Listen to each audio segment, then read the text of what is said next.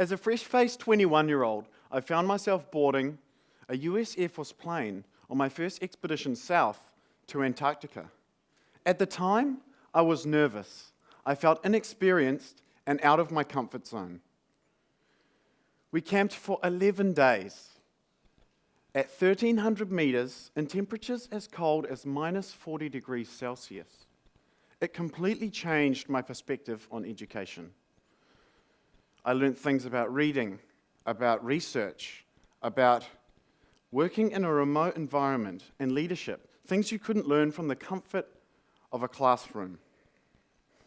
And it was baptism by fire. Everything from cooking to melting snow to make water takes time.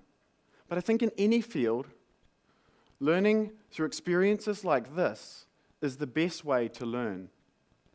Being a geologist, I learned about the history of the ice sheets and their interaction with the atmosphere, ocean, and life, and how these interactions influence the planet,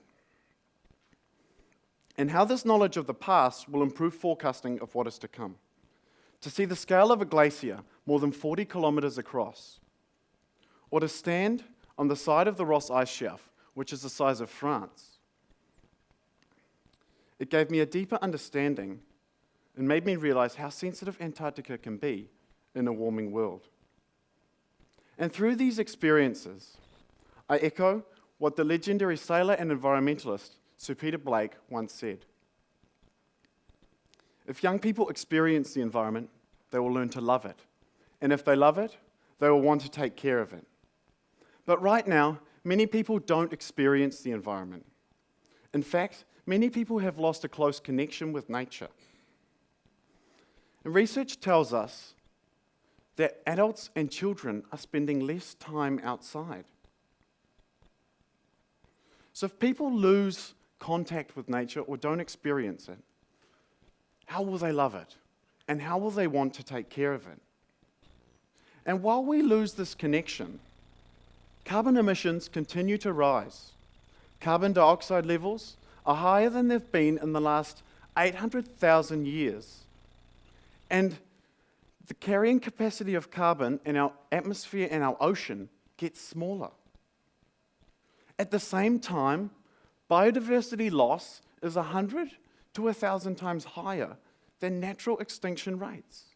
So how can we get people back into nature? A key element to do this is through experiential learning. But what if people couldn't have access to these remote places? Places like Antarctica are beacons of hope, but they're not easy to get to, and they're limited to a small group. So this model works well for a truly deep learning experience with a small group, but it doesn't have the ability to reach everyone.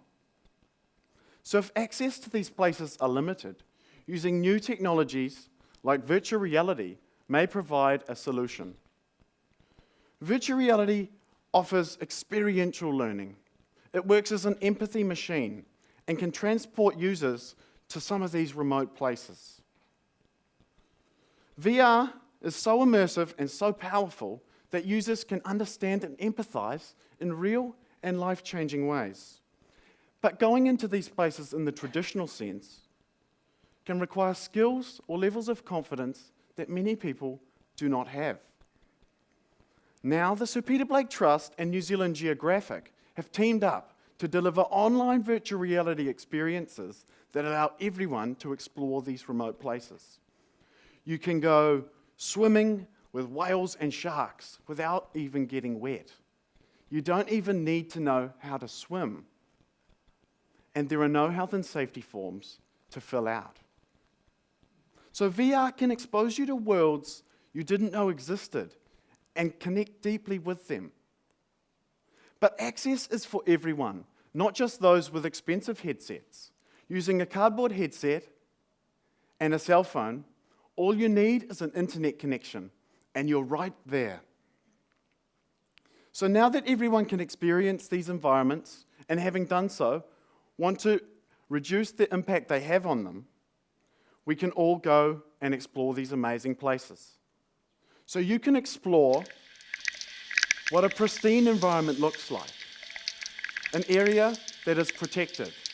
A marine protected area where there is no fishing or no mining. A place where there are hundreds of fish and a variety of species and has good water quality. And you can explore a degraded environment. A place that hasn't got many species, has been overfished or polluted, and it has poor water quality. And you can ask people, why do these environments look different? And how does it make them feel? These are just two examples, but with virtual reality, it's possible to transport the user from a mountain to a glacier to a forest that's hundreds of years old, or to almost any underwater environment in the world. When we've shown students these underwater virtual reality videos and asked them if it's more likely to make them want to go snorkeling, they all put their hands up and they all wanted to reduce their impact. But without the virtual reality headsets, users can still explore using a desktop, a tablet, or a cell phone. By dragging and panning in 360-degree view on magic window mode, everyone has the chance to explore. But only using a headset provides a truly virtual sensation. But the VR content can also work as a valuable tool for education.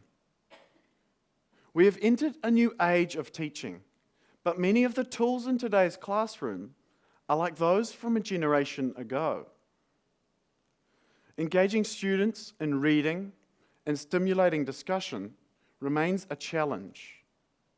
But imagine walking into a classroom where all the students are learning with VR.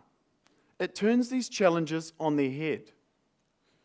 Teaching science and environmental education is not possible for many. But with VR, all of these things are not a problem.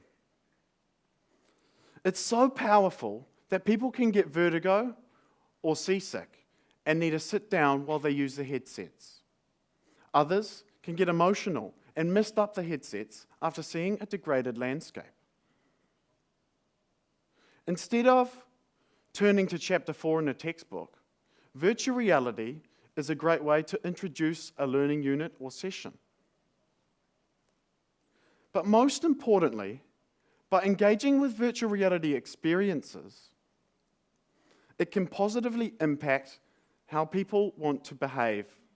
And through this behavior change, people may want to refuse the use of or advocate for the banning of plastic products, support the call for more marine protected areas, reduce their carbon pollution, or reduce rural and urban runoff.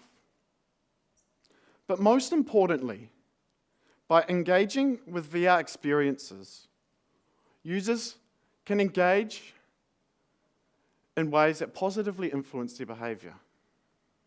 And through these actions, the ambition is not just for people to grab a headset, but to try it out, to open them up to a world of interaction and education, to inspire them through action, engagement, and change. VR is a gateway back into nature. And now, more than ever, it is time to restart people caring for these environments, for ourselves and for future generations, to roll our sleeves up, take responsibility, and be stewards for these magnificent places once again. Thank you.